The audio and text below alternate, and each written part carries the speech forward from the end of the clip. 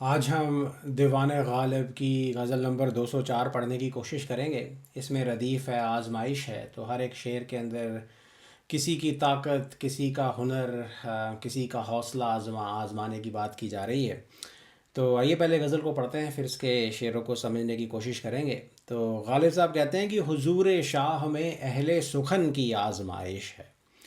हुजूर शाह में अहले सुखन की आजमाइश है। चमन में खुश नवा याने चमन की आजमाइश है। कदो गेसू में कैसो कोहकन की आजमाइश है। कदो गेसू में कैसो कोहकन की आजमाइश है। जहाँ हम हैं वहाँ दारो रसन की आजमाइश है। करेंगे कोहकन के हौसले का इम्तिहान आखिर। करेंगे कोहकन के हौसले का इम्तिहान आखिर। अभी उस खस्ता के निरुए तन की आजमाइश है। नसीम मिस्र को क्या पीर कना की हवा ख्वाही। नसीम मिस्र को क्या पीर कना की हवा ख्वाही। उसे यूसुफ की बुए पैराहन की आजमाइश है। वो आया बज़्म में देखो न कहियो फिर की गाफिल थे।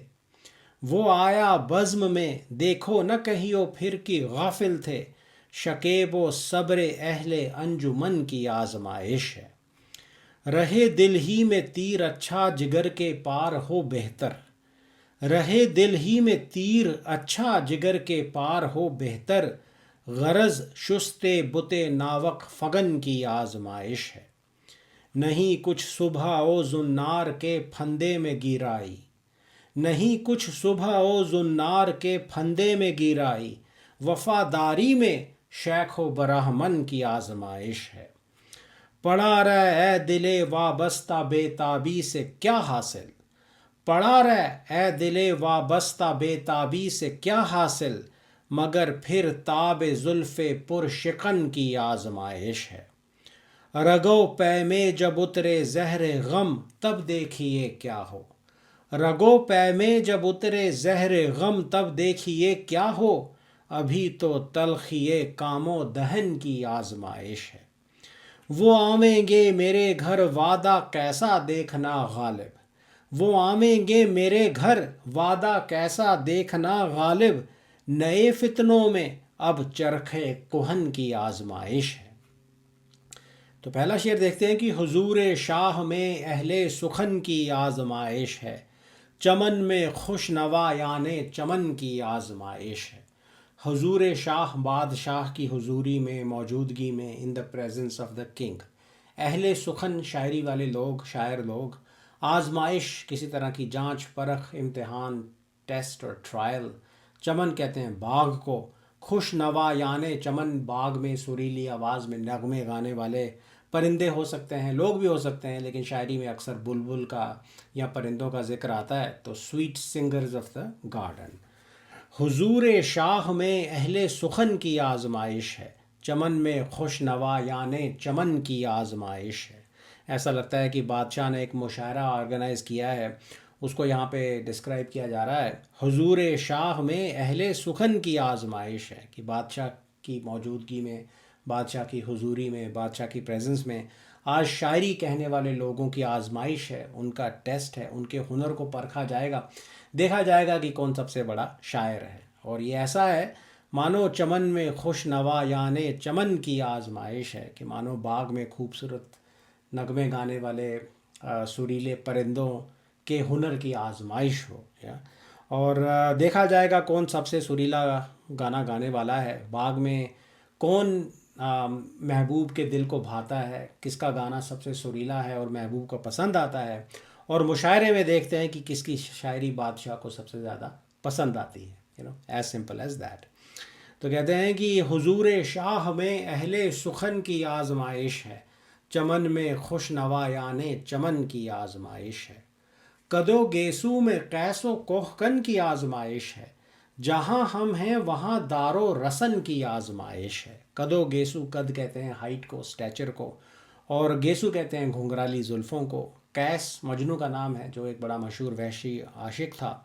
कोहकन फरहाद को कहा जाता है, शीरी फरहाद, फरहाद के किस्से वाला फरहाद। जिसने अपनी महबूबा शीरीं के लिए पहाड़ काट के एक दूध की नदी बहा दी थी। कैस और कोहकन दोनों बड़े मशहूर आशिक हैं इश्क में, जिन्होंने अपनी जान कुर्बान कर दी थी।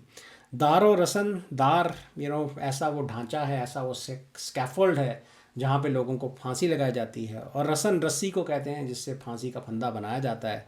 तो दार और रसन, scaffold and rope that are used to hang people. कदो गेसू में कैसो कोहकन की आजमाइश है, जहाँ हम हैं वहाँ दारो रसन की आजमाइश है। मजनू और फरहाद, कैस और कोहकन बड़े मशहूर आशिक माने जाते हैं।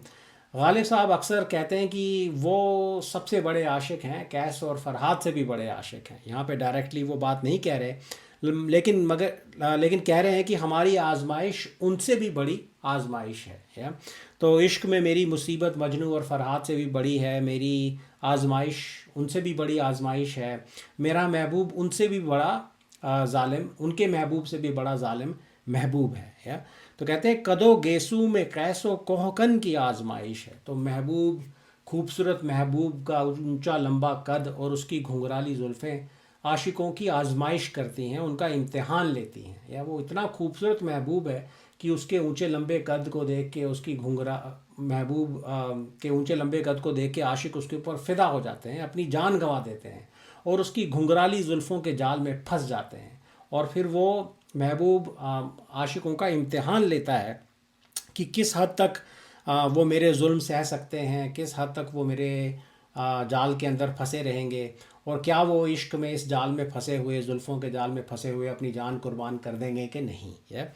और मगर आशिक इश्क के बिना रह भी नहीं सकते, और ये कदो गेसू अल्टीमेटली आशिकों को मार देते हैं, या इनकी खूबसूरती को देख के आशिक वैसे ही फिदा हो जाते हैं, अपनी जान गंवा देते हैं, या तो कैस और कोहकन की आजमाइश महबूब का कद और उसके गेसू करते हैं। वो देखते हैं कि कितना दम है आशिक के अंदर, कहाँ तक वो इनकी कैद सह सकता है। और घुंघराली जुल्फ़ों को फांसी के फंदे से भी कंपेयर किया जाता है, या जाल से कंपेयर किया जाता है।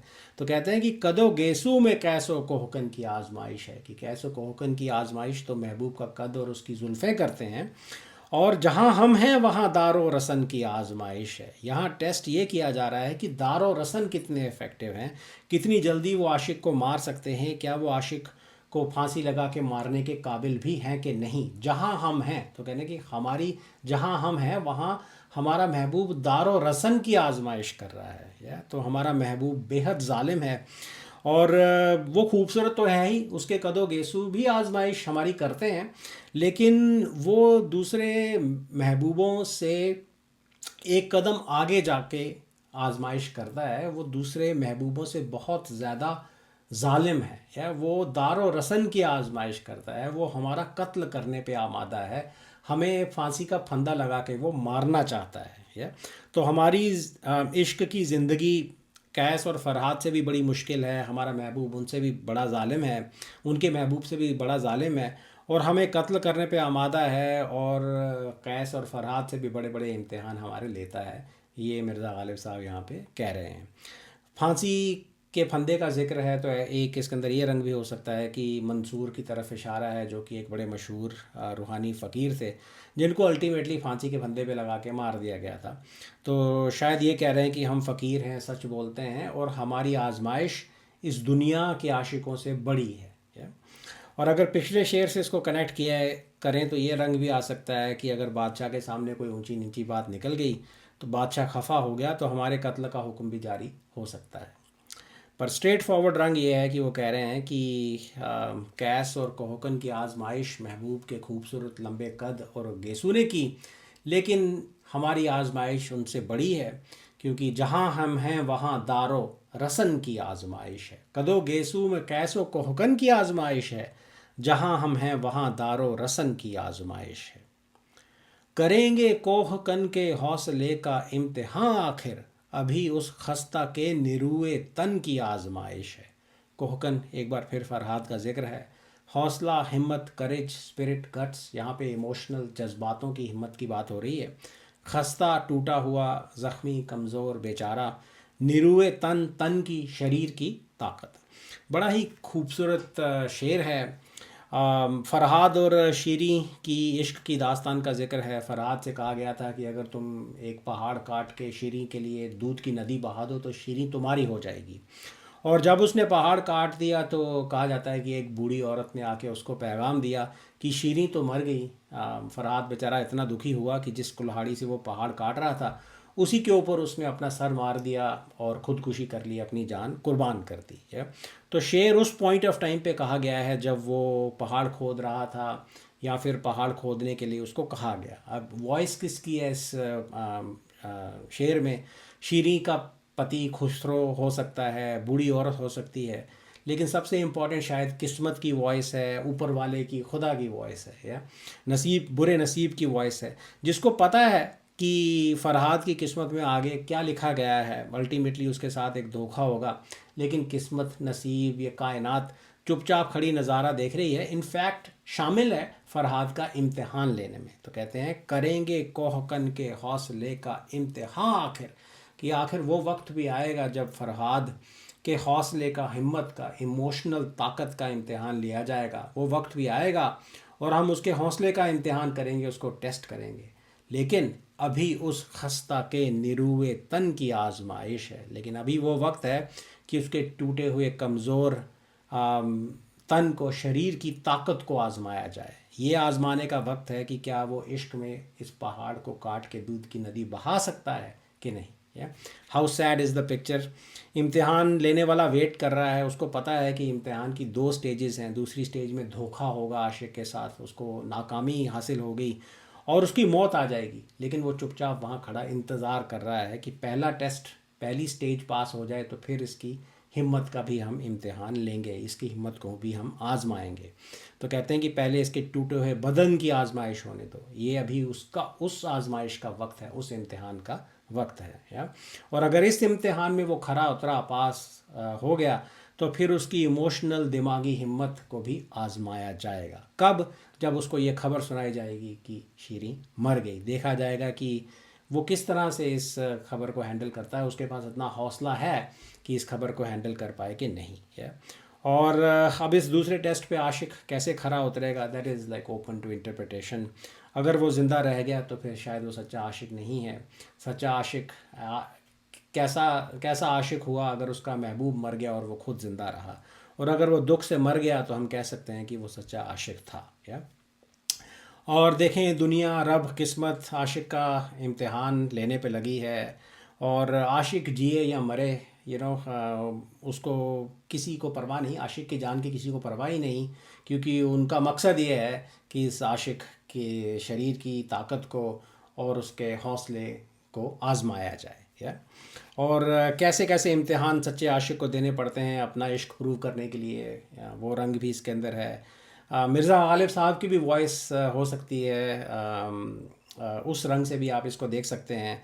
तो फिर शायद वो एक बार फिर कह रहे हैं कि हम तो इन दोनों टेस्ट्स में पास हो सकते हैं। देखते हैं फ़रहाद भी इस इम्तिहान पे खरा उतरता है कि नहीं। या और जो हौसले का, इमोशनल ताकत का टेस्ट है, वो आपके निरुए तन, शरीर की ताकत से बड़ा है। उसको खस्ता बोला गया है, थका हुआ, टूटा हुआ आशिक भी शायद तन की ताकत के इम्तिहान पे खरा उतरे, मगर महबूब की मौत की खबर ये शायद उससे बर्दाश्त नहीं होगी। So overall it's a heart breaking cruel picture. किस्मत, कायनात देख रही है, आमादा है उस बेचारे आशिक का इम्तिहान लेने पे। उसको पता है कि क्या होगा अल्टीमेटली रिज़ल्ट, लेकिन वो स्टेजेस में उसका इम्तिहान ले रही है। करेंगे कोहकन के हौसले का इम्तिहान आखिर, अभी उस खस्ता के निरुए तन की आजमाइश है। नसीम मिस्र को क्या पीरे कना की हवा ख्वाही, उसे यूसुफ की बुए पैरा हन की आजमाइश है। नसीम मिस्र, मिस्र की हवा, ब्रीज ऑफ इजिप्ट, पीरे कना, ओल्ड मैन ऑफ केनैन। या तो ये कना जो है, ये एक बिब्लिकल इस्लामिक ट्रेडिशंस में ये इलाका आता है जिसको प्रेजेंट डे इसराइल, फ़लस्तीन और जॉर्डन का इलाका बताया जाता है। और पीरे कना, कना के बुज़ुर्ग, ये या हज़रत याकूब के लिए लफ्ज़ इस्तेमाल किए गए हैं। याकूब और यूसुफ साहब का ज़िक्र हम मिर्ज़ा गालिब की शायरी में पहले भी देख चुके हैं। हज़रत जो याकूब हैं वो हज़रत यूसुफ़ के पिता हैं, बाप हैं। सो इनको अंग्रेज़ी में जेकब और जोसेफ कहा जाता है, और Joseph is the son of Jacob. या हवा ख्वाही का मतलब है भलाई चाहना, टू विश समवन वेल, खैर ख्वाही चाहना है।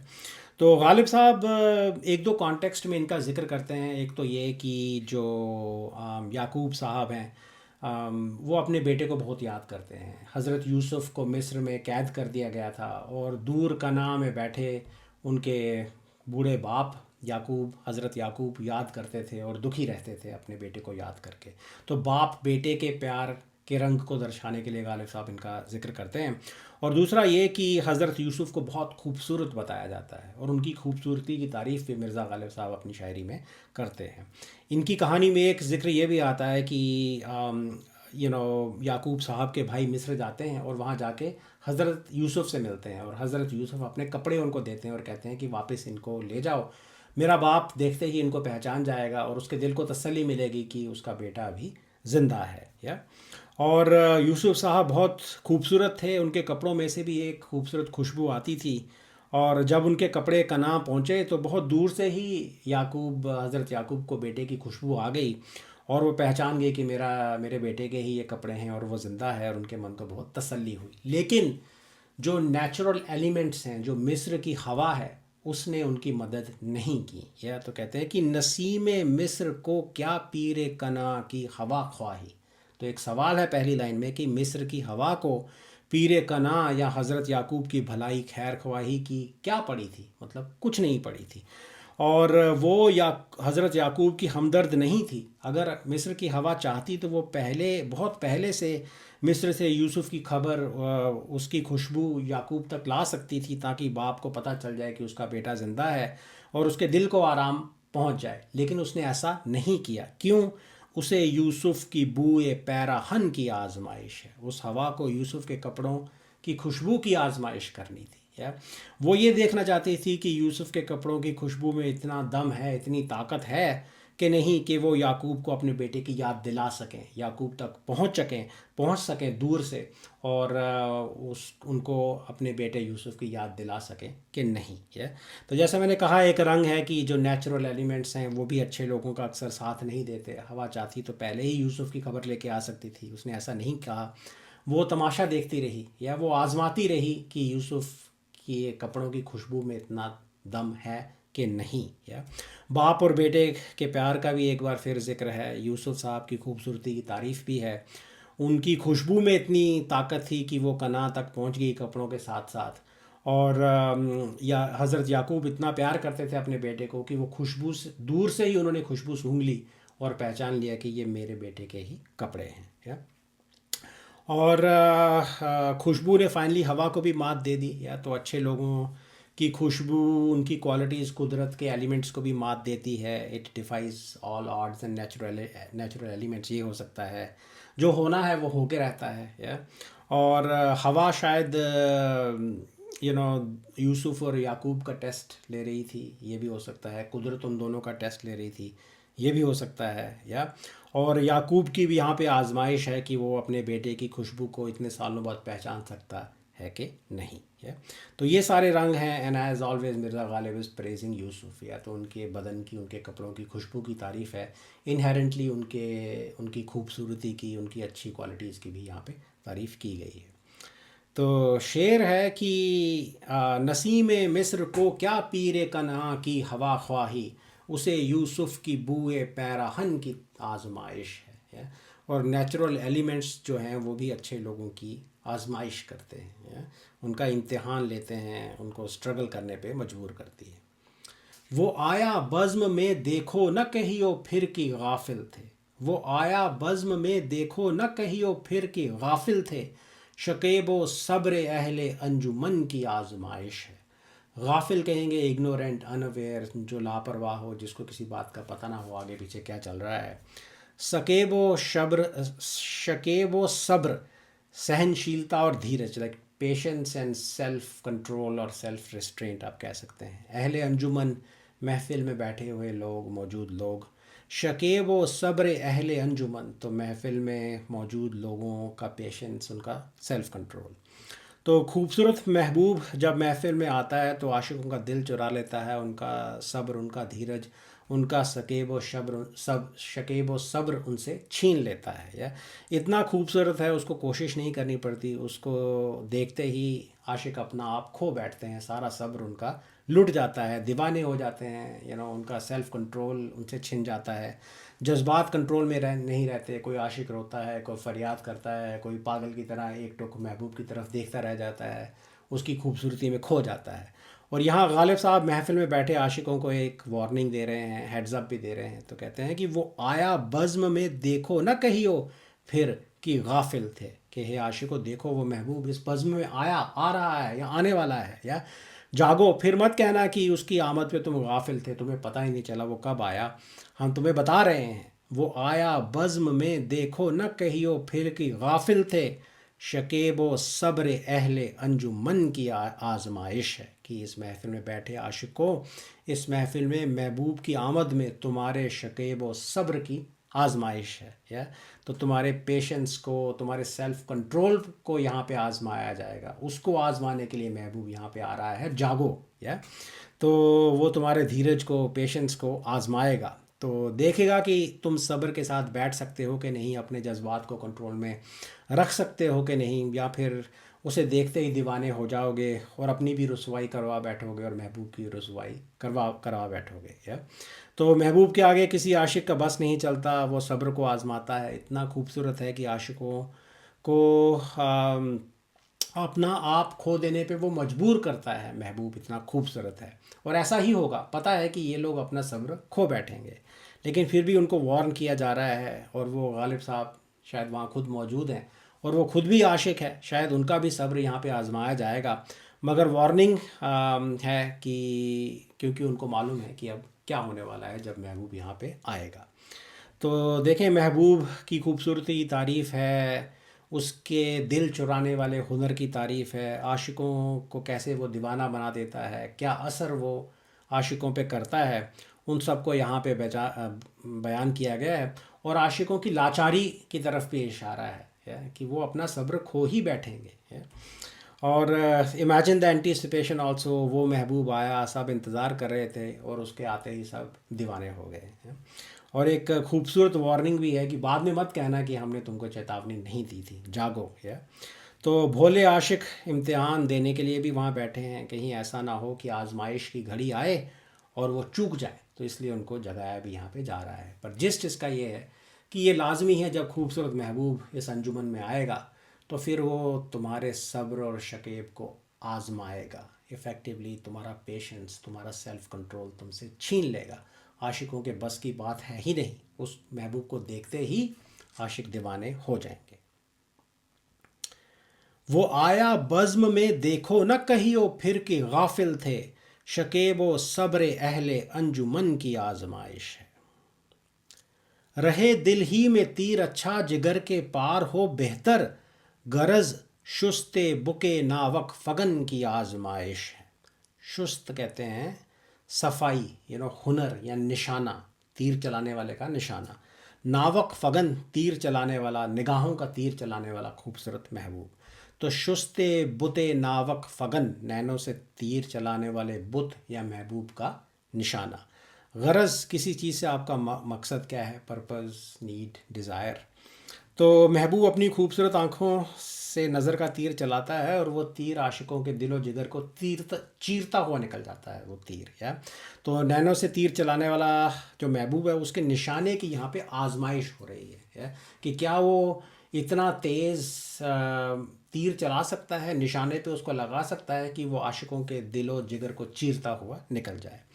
रहे दिल ही में तीर अच्छा, जिगर के पार हो बेहतर, कि अगर उसकी निगाहों का तीर दिल में ही फंस जाए या तो भी अच्छा है, और अगर दिल को चीरता हुआ पार निकल जाए तो बेहतर है, या और भी अच्छा है।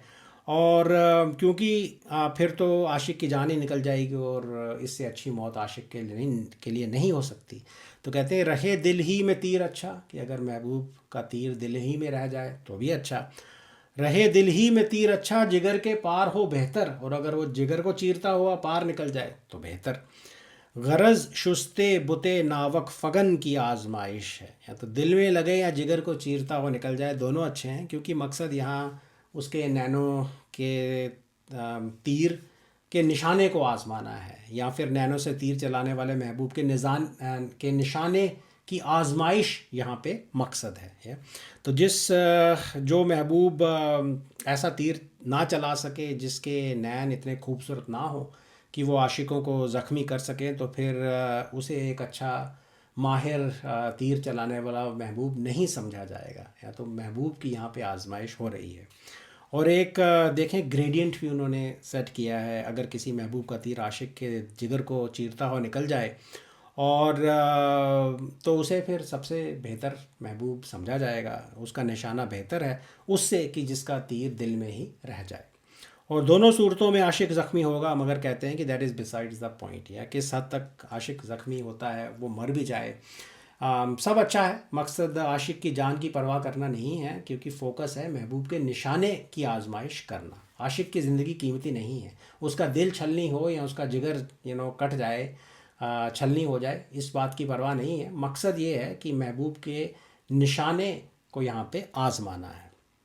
और महबूब को भी कह रहे हैं कि तुम्हारे निशाने का इम्तिहान है, देखना कहीं तुम्हारा निशाना चूक ना जाए। या क्योंकि आशिक चाहते हैं कि महबूब तवज्जो भरी निगाह से उनको देखे, लापरवाह ना हो, और ध्यान से निगाह का तीर आशिक की तरफ चलाए, और कम से कम उसके दिल को ज़ख्मी तो करे। और भी बेहतर है कि अगर वो दिल से निकलता हुआ और जिगर को चीरता हुआ निकल जाए और आशिक की जान निकल जाए, है तो आशिक का काम ही तमाम कर दे, तो ये ऐसा महबूब, ऐसा तीर चलाने वाला महबूब, उसका निशाना सबसे बेहतर समझा जाएगा। है और एक जनरल चैलेंज है महबूब को कि देखो कहीं तुम्हारा निशाना चूक ना जाए। और आशिक की जान की परवाह नहीं है, महबूब की इज़्ज़त का यहाँ पे सवाल है, उसको महबूब के निशाने को यहाँ पे आजमाया जा रहा है। तो कहते हैं कि रहे दिल ही में तीर अच्छा, जिगर के पार हो बेहतर, गरज शुस्ते बुते नावक फगन की आजमाइश है।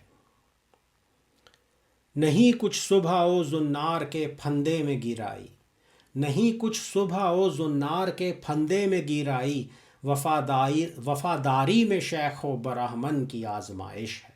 सुबह ओ जुन्नार, सुबह कहते हैं माला को, जिसको शेख साहब फेरते हुए खुदा का नाम लेते हैं, और जुन्नार कहते हैं जनेऊ को, जो ब्राह्मण लोग पहनते हैं। या गिराई का मतलब है पकड़ने की ताकत या पकड़ना। फंदा तो आपको पता है, जैसे फांसी का फंदा होता है, नूस जिसमें इंसान या कुछ फंस जाता है, इसको पकड़ने के लिए भी इस्तेमाल किया जाता है। और कहते हैं कि नहीं कुछ सुबह ओ जुन्नार के फंदे में गिराई, वफादारी में शेख व ब्राह्मण की आजमाइश है। तो शेख और ब्राह्मण दोनों रिलीजियस लोग हैं, अपने अपने ढंग से पूजा पाठ करते हैं, प्रेयर करते हैं। शेख साहब माला या तस्बीह के दाने फेरते हुए रब को याद करते हैं, और ब्राह्मण के लिए उसका जनेऊ एक बड़ी मुक़द्दस चीज़ है, उसके फेथ का एक पार्ट है। हिंदू लोग भी, ब्राह्मण भी माला फेर सकते हैं, मगर यहाँ शेख साहब के धर्म का प्रतीक जो है उसको माला बताया गया है, और ब्राह्मण साहब के धर्म का जो सिंबल है वो उनका जनेऊ है। तो दोनों धागे से बने हैं और फंदे के जैसे दिखते हैं, एक फंदे के जैसे दिखते हैं। लेकिन वो कहते हैं कि नहीं कुछ सुबह ओ जुन्नार के फंदे में गिराई, की तस्बीह और जनेऊ के फंदे में कुछ पकड़ नहीं है। जिस रूहानियत को, डिविनिटी को, डिवाइन एसेंस को दोनों पकड़ना चाहते हैं, वो तस्बीह और जनेऊ के फंदे से पकड़ में नहीं आ सकता है। और किस शिद्दत से दोनों इनको पकड़ते हैं, उसमें इन दोनों की आजमाइश भी नहीं है, ये इन दोनों का ट्रू टेस्ट नहीं है।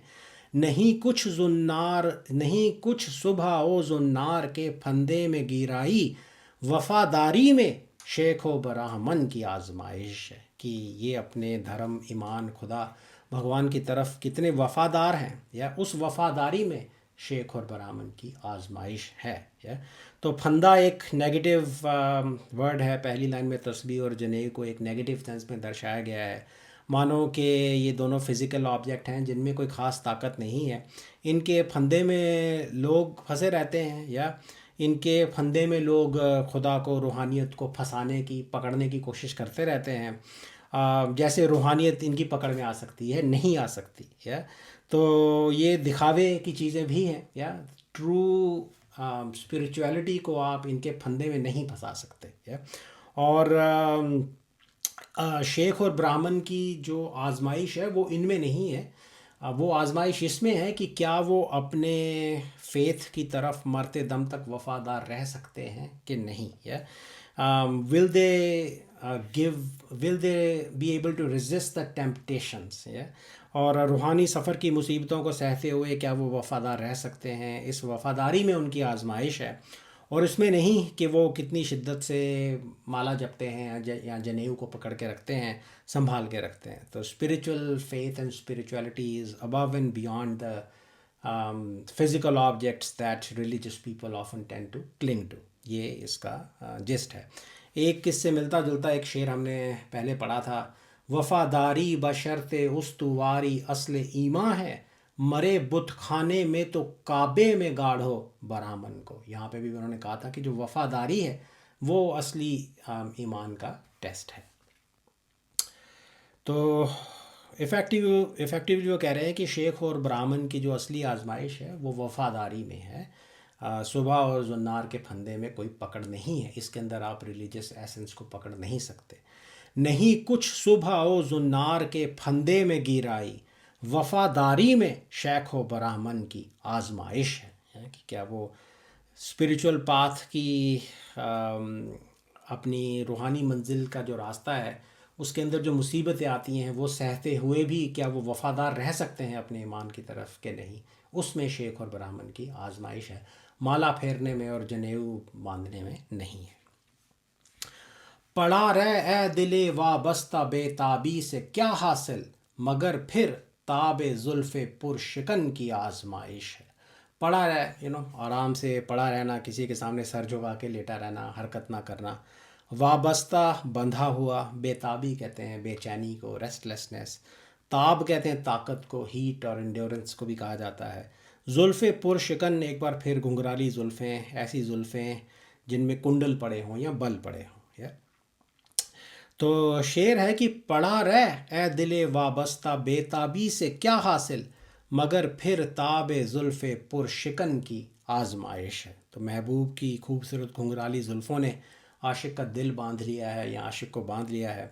यहाँ पे आशिक के दिल को बांध लिया है, लेकिन वो दिल आदत से मजबूर है, बेताबी से वो तड़प रहा है। या तो शायद अपने आप को जुल्फ़ों के जाल से छुड़वाने की कोशिश कर रहा है, जैसे कि जाल में फंसा हुआ एक परिंदा फड़फड़ाता है, तड़पता है, वैसे आशिक का दिल भी तड़प रहा है। या तो आशिक ऐसा चाहता तो नहीं कि वो महबूब की जुल्फ़ों की कैद से रिहा हो, लेकिन इमेजरी ये इस्तेमाल की गई है कि दिल महबूब की जुल्फ़ों के जाल में फंसा हुआ तड़प रहा है, उसको वहाँ पे भी चैन नहीं है, वो बेताब है। या जैसे कि एक फंसा हुआ जानवर या परिंदा जाल में फंसा हुआ होने के बाद वो स्ट्रगल करता है, तड़पता है, छुटने की कोशिश करता है। और लेकिन वो जितनी जितनी वो स्ट्रगल करता है, जितना जितना वो तड़पता है, उतना उतना जाल में और फंसता जाता है, क्योंकि महबूब की घुंघराली जुल्फ़ों का जाल है ही इतना ख़तरनाक। और शिकारी महबूब है, हुनरमंद है, so the struggle is useless. यहाँ पे अपने दिल को वो कह रहे हैं, या स्ट्रगल करने से कोई फ़ायदा तुम्हें होगा नहीं।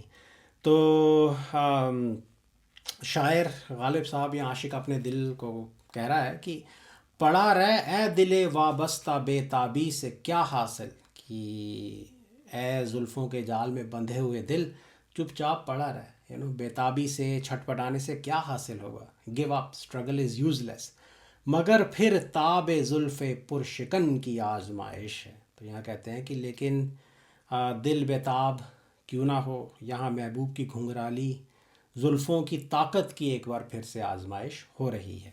तो हालांकि दिल की बेताबी और स्ट्रगल जो है वो बेकार हैं, वो फिर भी छटपटाता है, उसका दिल फिर भी बेचैन है, छटपटाता है, स्ट्रगल करता है। क्यों? वो महबूब की जुल्फ़ों की ताकत को आजमाना चाहता है, देखना चाहता है कि क्या इनमें इतनी ताकत है कि मुझे बांध के रख सके। या और आशिक के दिल और महबूब के बीच एक प्यार भरी कशमकश चल रही है। यहाँ दिल कोशिश कर रहा है छूटने की, वहाँ महबूब की जुल्फ़ और कस के अपने फंदे में उसको बांध दी जाती है और अपना फंदा, अपना जाल कसती जाती है। तो बेताबी दिल का नेचर है, वो चाहता है कि महबूब के जाल में फंसे, मगर फिर फंस के भी उसको चैन नहीं। यही आशिक का नसीब है। या तो ये रंग भी एक इसके अंदर है कि वो और वो अभी भी बेताब क्यों है, उसके नेचर में ही है महबूब की जुल्फ़ों को आजमाना। या और अल्टीमेटली होगा क्या, दिल जुल्फ़ों के फंदे में फंसा हुआ तड़पता तड़पता दम तोड़ देगा, but that is the ultimate death that it wants. या और दिल शायद इसलिए भी तड़प रहा है, बेताब है, वो चैलेंज कर रहा है जुल्फ़ को ताकि उसको ये मुक़द्दस मौत हासिल हो। या अपने फंदे में फंसा के अपना फंदा कसते कसते महबूब दिल को मार डाले, ख़त्म कर डाले, ये शायद दिल चाहता है, इसलिए भी वो तड़प रहा है। लेकिन उसको कहा जा रहा है कि पड़ा रह, कि चुपचाप पड़ा रह, क्यों तू तड़प रहा है? पड़ा रह दिले वाबस्ता बेताबी से क्या हासिल, मगर फिर ताबे जुल्फ़े पुरशिकन की आजमाइश है। रगो पै में जब उतरे ज़हरे गम तब देखिए क्या हो, अभी तो तलखिए कामो दहन की आजमाइश है। रगो पै का मतलब है वेन एंड नर्व। ज़हरे गम, गम का, दुख का जहर, तलखी कहते हैं कड़वाहट को, बिटरनेस को। कामो दहन, पैलेट एंड माउथ, या तो इफेक्टिवली आपका मुंह। तो कहते हैं कि रगो पै में जब उतरे ज़हरे गम तब देखिए क्या हो, अभी तो तलखिए कामो दहन की आजमाइश है। इश्क के गम का जहर आशिक पे कैसा असर करता है उसको इस शेर में दर्शाया गया है। गम के जहर के असर की दो स्टेजेस यहाँ पे बताई गई हैं। तो गम इश्क का हो सकता है, ऑब्वियसली किसी और वजह से भी हो सकता है, लेकिन इश्क शायद सबसे रेलेवेंट है, इश्क का गम यहाँ पे सबसे रेलेवेंट है। ऐसा लगता है कि आशिक ने वो उस गम का जहर जो है वो पी लिया है, या उसके मुंह तक वो पहुंच चुका है, या उसको पिला दिया गया है, या तो इश्क के गम का असर उसके ऊपर होना शुरू हो चुका है। तो कहते हैं कि रगो पै में जब उतरे ज़हरे गम तब देखिए क्या हो, कि जब ये गम का जहर तुम्हारी रग में, तुम्हारी नर्व्स और वेन्स में उतर जाएगा, तब देखना क्या होता है, देखेंगे क्या होता है। अभी तो तलखिए कामो दहन की आजमाइश है। तो कहते हैं अभी तो सिर्फ तुम्हारे मुंह की तालू और मुंह की तलखी की आजमाइश हो रही है। तो गम के जहर ने सिर्फ मुंह को ही कड़वा बनाया है, अभी तो तुम्हारे मुंह की ही आजमाइश हो रही है, कि किस कदर मुंह इस कड़वाहट को झेल सकता है, या क्या इस कड़वाहट को तुम्हारा मुंह झेल सकता है कि नहीं, और या किस कदर ये जहर तुम्हारे मुंह को कड़वा बना सकता है।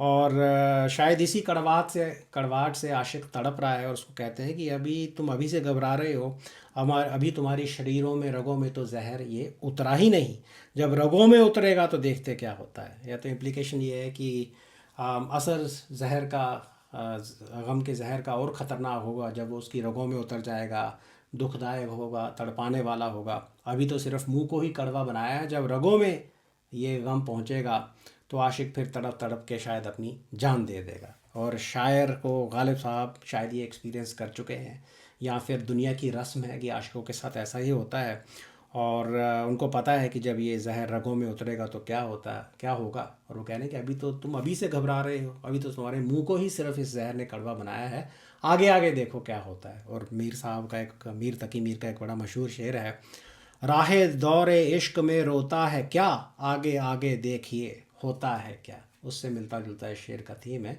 कि अभी तो इश्क के गम की शुरुआत ही हुई है, अभी इस जहर ने तुम्हारे मुंह को ही कड़वा बनाया है, जब ये तुम्हारी रगों में उतरेगा तो फिर देखते हैं क्या होता है।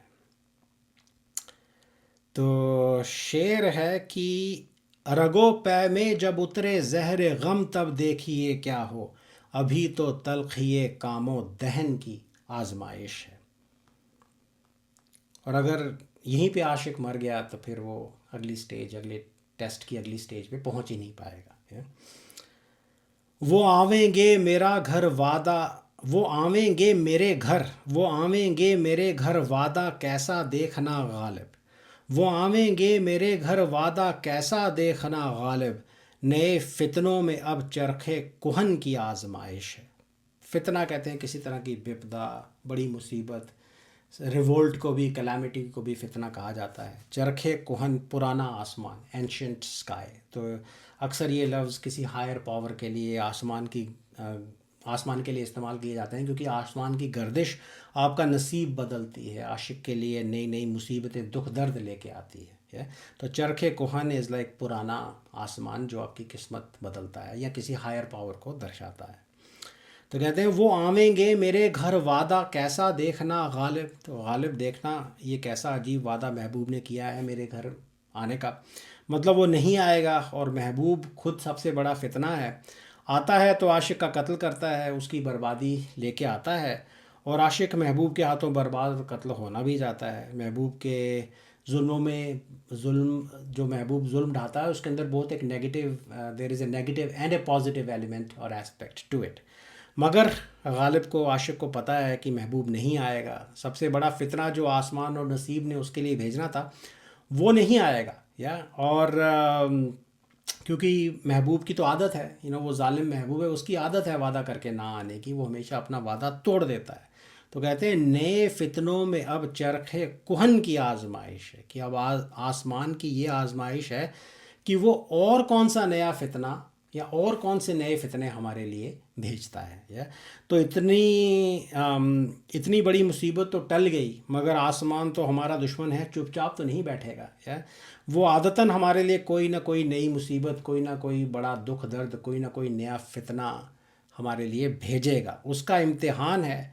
और कितना महबूब से बड़ा कौन सा फितना या कौन से फितने वो हमारे लिए भेज सकता है, ये अब आसमान की आजमाइश है। या आशिक की भी आजमाइश होगी कि क्या वो नए फितने बर्दाश्त कर सकता है। पहली लाइन में 100% क्लियर तो नहीं है कि महबूब नहीं आया, हो सकता है कि आ गया हो और आशिक पे बेहद जुल्म ढाए हों। और दूसरी लाइन में वो कहते हैं कि देखते हैं आसमान अब और हमारे लिए इससे बड़े क्या फितने भेजता है। और देखें ओवरऑल महबूब की बेवफाई, आशिक की बुरी किस्मत, आसमान की आशिक से जो दुश्मनी है, आशिक की जो अपनी बदनसीबी है, उन सब को एक नए अंदाज में यहाँ पे बयान किया गया है कि अगर महबूब नहीं आया, इतना बड़ा फितना टल गया, तो आसमान कुछ ना कुछ तो हमारे लिए और फितने भेजेगा। ये अब उसकी आजमाइश है। It's a challenge to the sky, right. वो या फिर आसमान अपनी आजमाइश इसको समझेगा और कोई बड़ी मुसीबतें हमारे रास्ते भेजेगा ही भेजेगा, क्योंकि हमारी किस्मत ही ऐसी है। तो ये सारे रंग इसके अंदर हैं। कहते हैं वो आवेंगे मेरे घर वादा कैसा देखना गालिब, नए फितनों में अब चरखे कुहन की आजमाइश है। और अगर महबूब आया तो वो आशिक को बर्बाद करके जाएगा, नहीं आया तो भी एक बहुत बड़ा दुख है। या तो दोनों रंग इसके अंदर हैं। और अगर वो मोस्ट लाइकली सिनेरियो है कि महबूब नहीं आएगा, क्योंकि वो तो कभी वादा करके आता नहीं, तो अगर इतना बड़ा फितना टल गया तो दूसरी लाइन में वो कहते हैं अब देखें और क्या बड़ा फितना हमारे लिए आसमान भेजता है। वो आवेंगे मेरे घर वादा कैसा देखना गालिब, नए फितनों में अब चरखे कुहन की आजमाइश है। तो ये थी पूरी गज़ल। I hope it made some sense. Thank you.